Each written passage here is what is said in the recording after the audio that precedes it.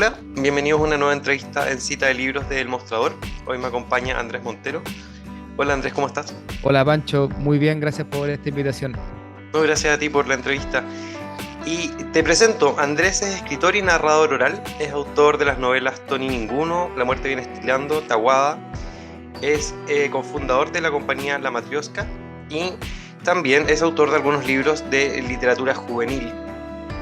Ha obtenido diversos títulos, premios.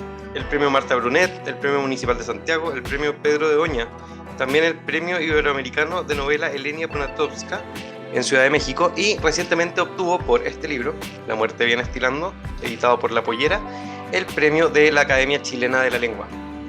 Andrés, no quiero partir hablando de premios, quiero partir hablando de tu relación con los libros desde niño, ya que trabajas también con narrativa oral y niños, también adultos, pero ¿cómo fue tu relación con los libros en el colegio y quizás después? Bueno, me encanta empezar por ahí. Siempre me emociona un poco recordar esa amistad como con los libros de infancia, que si bien la sigo manteniendo, en la infancia, no sé, como estaba todo por descubrir y era tan emocionante encontrar algo que a uno le gustaba bueno, es como emocionante. En mi casa se leía normal, no demasiado, pero mi papá solía leerse algún libro de historia que le gustaba, eh, o de teología, y entonces había libros y se preocupaban de mi papá, mi mamá, de leernos y de contarnos cuentos. Entonces había una relación ahí, lo he contado otras veces, como con la oralidad también, con lo que me contaba mi papá, sobre todo mi papá, pero también mi mamá, que nos leía más, bien fuerte. Y bueno, a mí me pasó que yo no fui al jardín infantil porque renuncié, según cuentan, no me acuerdo bien por qué.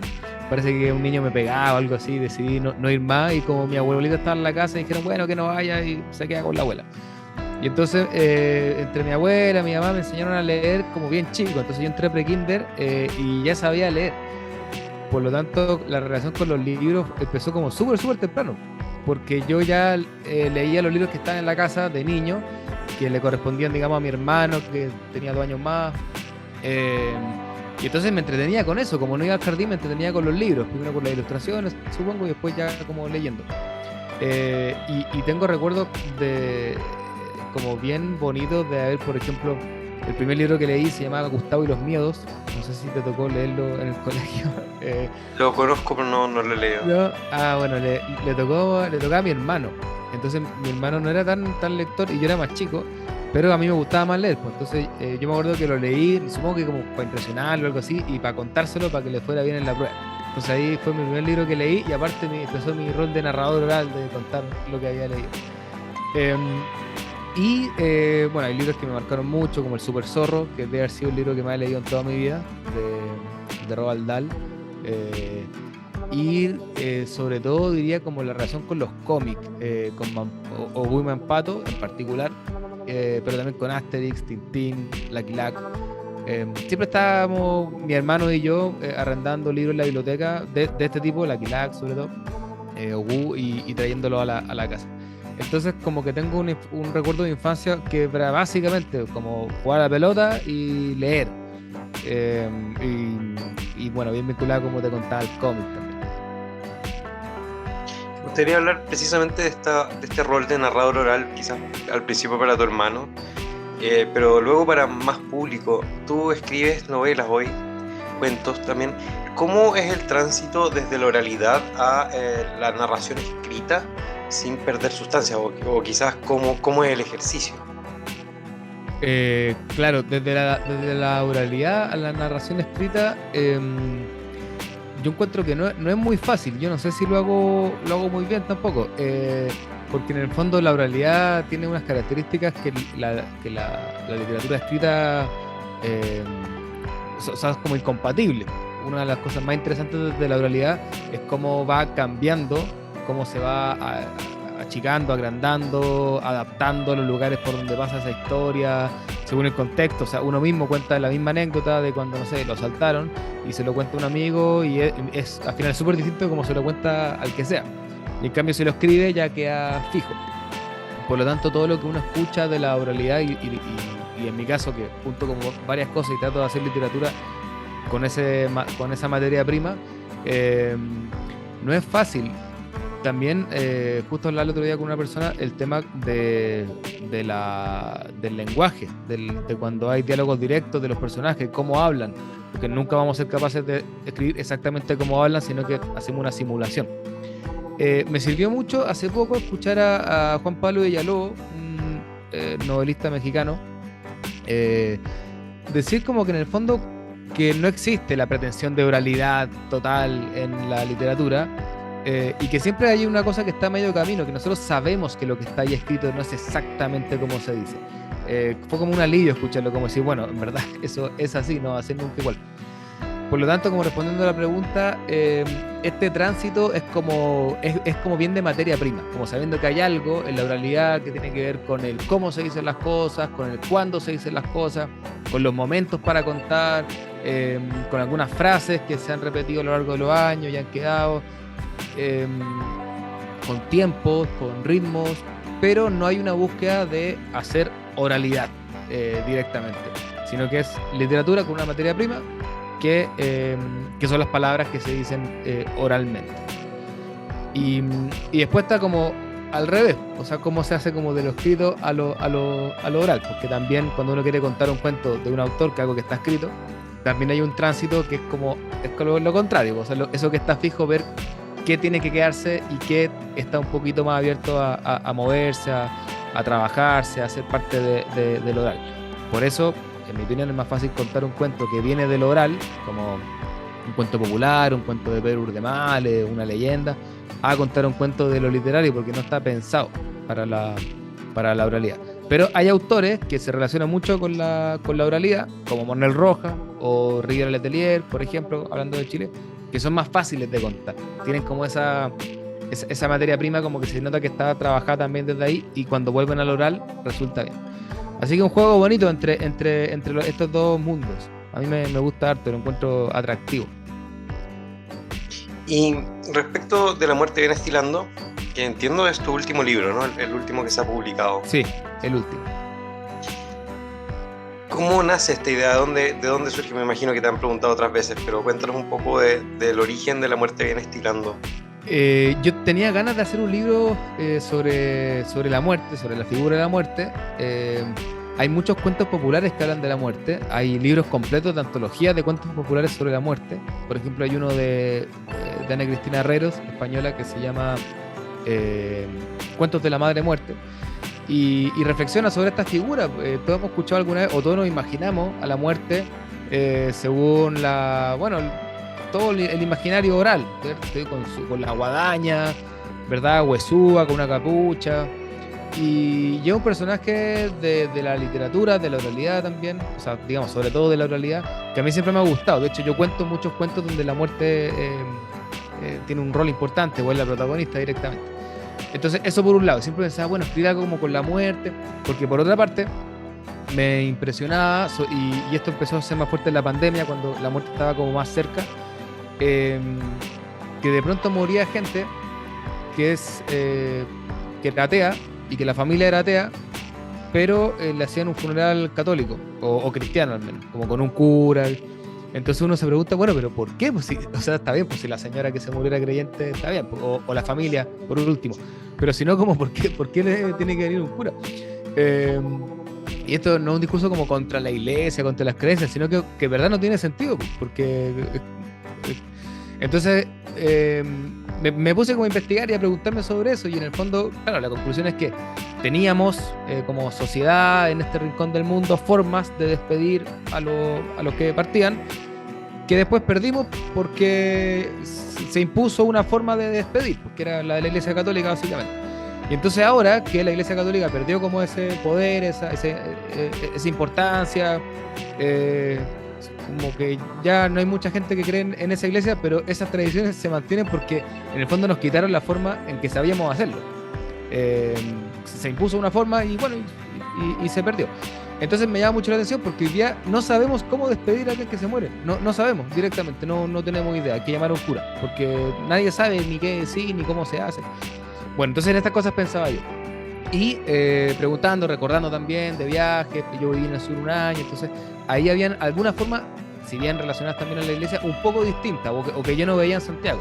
Eh, Desde, no sé, caminar todos juntos hasta el cementerio, porque son pueblos pequeños, o en otros lugares, en barrios más populares, por ejemplo, esta idea de que la caravana de autos pasa por afuera de la casa del que se murió y tocan la bocina, eh, y así, distintas cosas, y ritos y distintos, o en Chiloé que se hace una comida, en fin. Entonces, recordando todo esto, yo dije, bueno, sería lindo recordar estos mitos, estos ritos, y también como pensar de nuevo la muerte. Y esto yo lo escribí en pandemia, justamente cuando la muerte estaba muy presente. Entonces, de ahí fue como saliendo esta idea de hablar de la muerte desde distintas ópticas, algunas más a favor de la muerte o del ciclo de la vida, y otros más asustados, en fin. Desde el sur de Chile, que era un lugar que me parecía que todavía quedan o quedaban algunos ritos de este tipo, y poniendo como en relieve las características del sur que a mí siempre me han gustado, la lluvia, los silencios, los tiempos, la conversación, la oralidad. Así que por ahí fue saliendo este libro que es por lejos el que más rápido he escrito, sin habérmelo como propuesto, sino que salió así, y supongo que la pandemia tuvo que ver, pues no tenía mucho que hacer, tenía tiempo, estaba como concentrado, la muerte estaba súper presente, y bueno, y salió con ese título también y todo, que cuando la muerte viene estirando, porque es la muerte que viene por el sur estilando, como cuando uno viene mojado entero, y en el sur me decían, viene estilando, Andresito, y tal. Entonces la muerte viene también por el sur, como lloviendo, ¿verdad? Me gustaría también preguntarte sobre los lectores de este libro. ¿Has recibido comentarios de vecinos del sur donde vivías que hayan leído el libro y han dicho, oye, me siento retratado, o reconozco espacios, reconozco historias en este libro de nuestro pueblo, de nuestra ciudad? Sí, me ha pasado con algunas personas de la Unión, que yo vivía allá, y hay, en particular el último cuento, yo lo ambienté mentalmente, no dice ahí en el libro, pero en la Unión, en su plaza y todo. Y claro, un par de personas lo han leído y me han dicho, oye, te apuesto que te inspiraste. Y claro, hay algunos personajes que se llaman como amigos muy queridos, vecinos muy, muy conocidos de la ciudad, entonces era como más o menos evidente. Y también ha pasado con gente de otros lugares, porque en realidad, si bien ese cuento yo como que me lo imaginé en la Unión, todo el libro yo me lo imagino en mi mapa, está como el fondo de las Nalcas, está como en el Biobío, hacia la costa. No es sur-sur, que hay gente que dice, como Chiloé, y bueno, que cada uno se puede imaginar lo que quiere, pero en verdad esto está pensado como en un centro-sur, más bien. Y entonces hay la gente que si es de allá, me lo ha ido a decir como expresamente, o me ha escrito, oye, te apuesto que esto es como Maule a la costa o Biobío a la costa, como que lo notan claramente, porque no es el mismo sur, para los que conocen, de ya Puerto Montt, Los Muermos, no es exactamente el mismo, tiene otras particularidades. Por eso un poquito más tiene esto como de lo inquilino, y eso hacia el sur más profundo no fue tan así, había más un inquilinaje distinto con los alemanes, que un poco posterior, o sea, hay como otro mundo ahí, que no es exactamente el del sur, el centro-sur del Maule, de Biobío, que tenía más lo de la hacienda, estaba más vinculado a Santiago también en sus tiempos. Así que, y otra cosa bonita que me ha pasado, que no tiene que ver con el territorio, es que hay harta gente, pero harta, yo digo 10 personas, pero que a mí me parece que es mucho, que me han comentado que han tomado algún párrafo del libro para leerlo en un funeral, porque no sabían qué decir, lo que estábamos hablando antes, y que le ha parecido que este libro podía como, o algunas partes, algunos pasajes al menos, como ser compartido en momentos de despedida. Y eso me dejó súper contento, como que en el fondo que pueda servir para eso, aparte de pasarlo bien, espero, un rato leyéndolo, que pueda servir para algo así, es como que sí, eso siento que es un aporte que aparte que viene de la oralidad misma, o sea, no es como un aporte, digamos, me siento más como un canal para que vuelvan esos ritos y esas formas a donde siempre estuvieron, a la gente. Le quiero hacer dos preguntas sobre el mundo literario y el ejercicio de leer. Sobre el mundo literario quizás santiaguino, chileno, ¿cómo es tu relación con las editoriales, con las librerías, con los otros escritores, escritoras, poetas, poetisas quizás? Bueno, yo soy medio, o era medio outsider, porque no fui a la universidad, entonces como que no me hice, o no conocí mucho como a escritores. Yo me daba cuenta cuando tenía, no sé, 24, que otros escritores de mi edad como que conocían a todos, a los escritores más grandes, a los de su edad, se juntaban, y yo no cachaba a nadie, en verdad, porque no tenía como contacto. Y creo que sigue siendo un poco así, en verdad. Pero ha influido mucho que yo dirijo una escuela que se llama Casa Contada, donde hacemos talleres, partí haciendo talleres yo mismo de narración, de escritura, junto a Nicole Castillo, que es mi pareja, que hacía talleres de narración también, pero entonces nos empezamos empezó a crecer y comenzamos a que los talleres los daban otros profes. Y entonces empecé, a contactar gente sin conocerlo. Hola, sé que eres poeta, me gusta lo que haces, no nos conocemos, pero tengo esto, ¿te interesaría participar?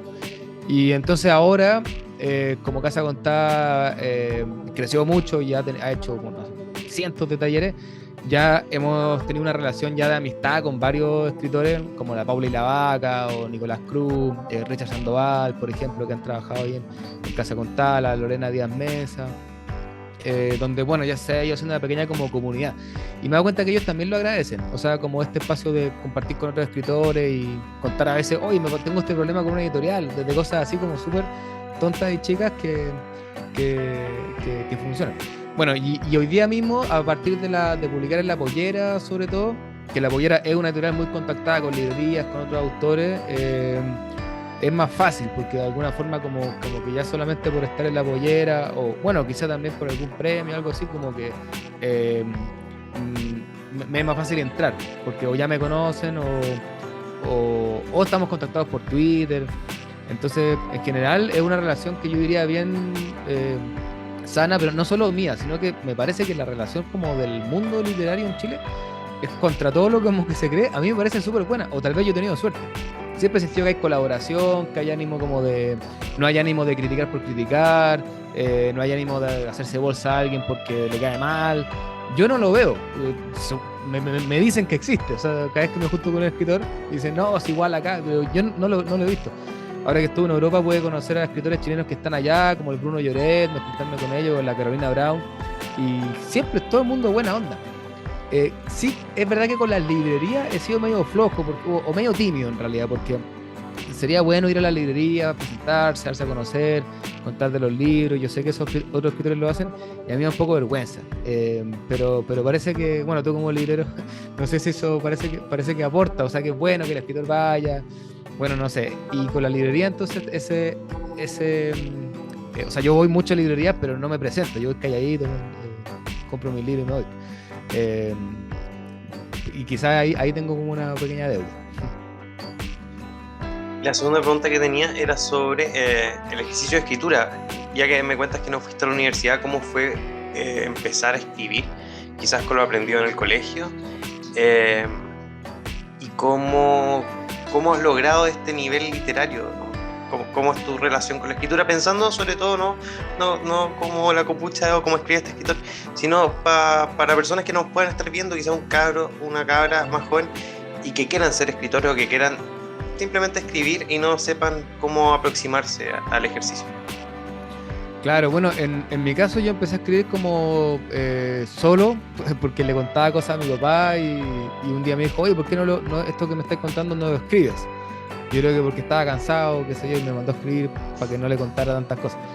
Entonces como que empezó por ahí, y lo primero que hice, sin ningún referente ni nada, fue mandar a eso que escribí a un concurso. Tenía 10 años, al concurso del colegio, el que había.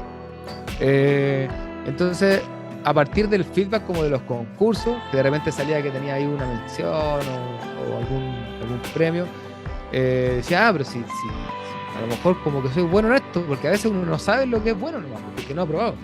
Siempre pienso, a lo mejor yo habría sido, no sé, un saxofonista espectacular, pero como nunca toqué el saxofón, a lo mejor ese era mi camino, pero no tuve la oportunidad.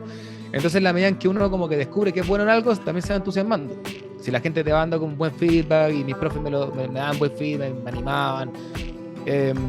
Pero un momento importante para mí, que también tiene que ver con los concursos, fue en tercero medio, porque yo ya estaba con las ganas de ser escritor, y mandé un cuento al concurso interescolar de la Universidad Andrés Bello, que si no me equivoco todavía existe.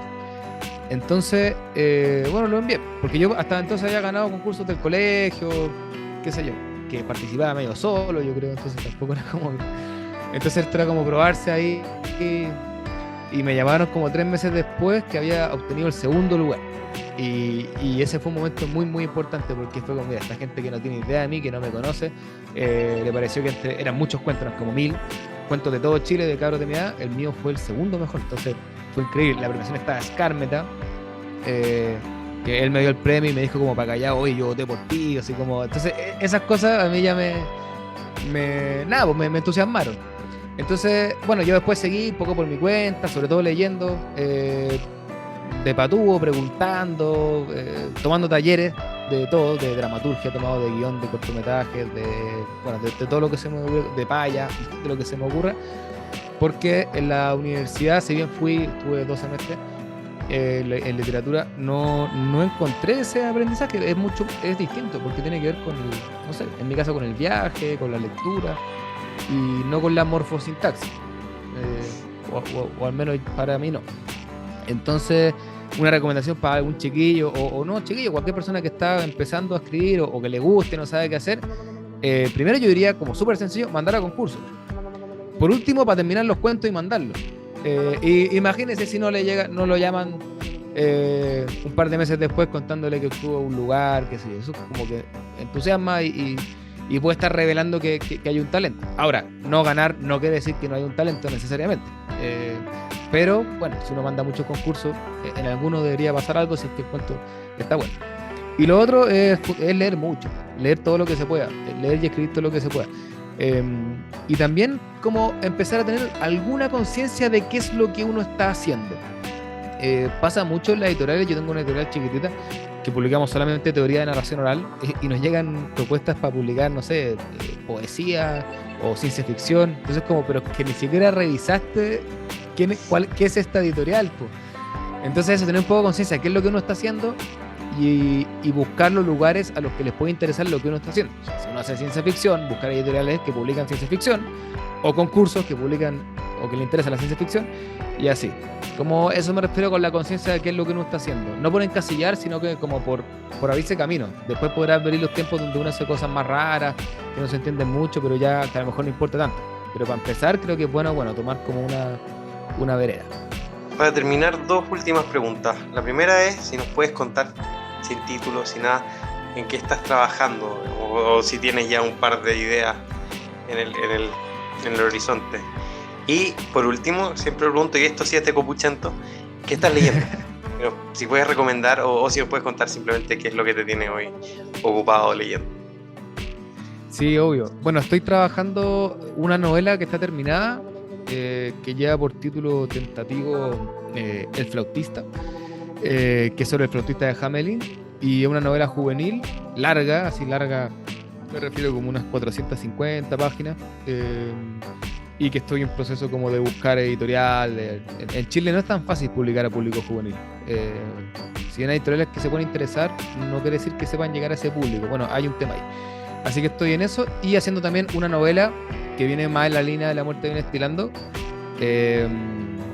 No puedo decir el título porque la presenté a una beca, pero bueno, trata de 2 hermanos mellizos que viven, nacieron en una isla de Chile, del sur de Chile, y uno se fue a los 20 años y el otro se quedó. Entonces uno es como ermitaño y el otro es como viajero, y el viajero vuelve a los 70 años por razones que no sabemos, pero lo agarra la pandemia en la isla. Entonces se tiene que quedar ahí con el ermitaño y se llaman pésimo, y por ahí va. Esa es una novela que voy lento, tranquilo, sin apuro, pero que creo que está quedando bonita.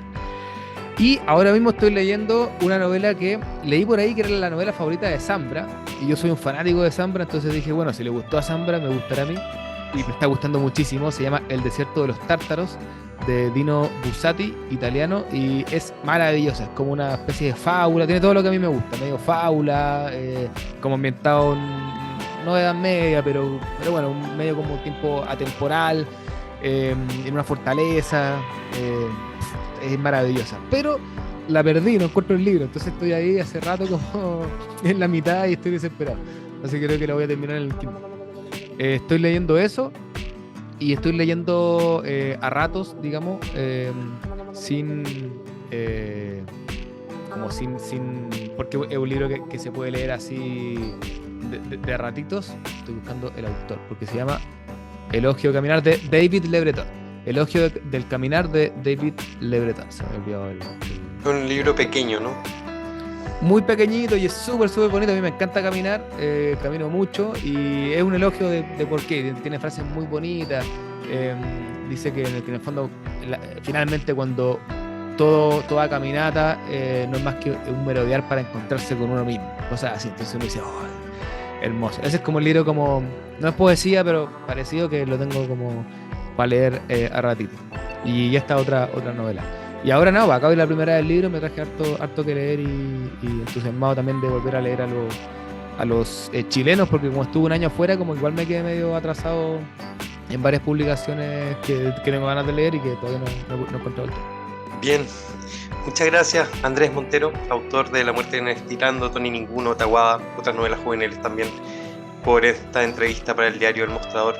Gracias a ti, Pancho, bueno, y gracias a todos quienes escuchan y que disfrutan también con la literatura.